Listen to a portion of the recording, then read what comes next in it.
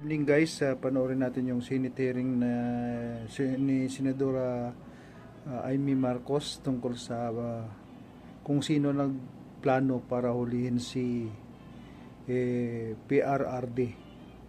Panoorin natin guys. Salita po ang ating mahal na Secretary John Vic na ang nagplano po rito, o yung pagkaintindi namin, ang nagplano ay kayo.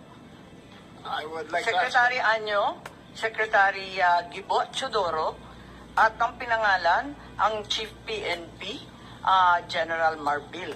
Parang apat yung pinangalanan sa isang interview ng ating Secretary ng DILG. Can I answer that, ma'am? Yes, please, you're recognized. The question was, who planned this? I did not state in any way who planned it.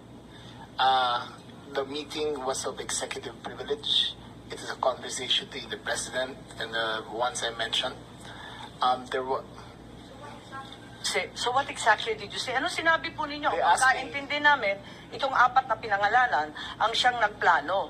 Go ahead, ma'am. Patugtog na lang natin para maintindihan, ha? Secretary Ed. So,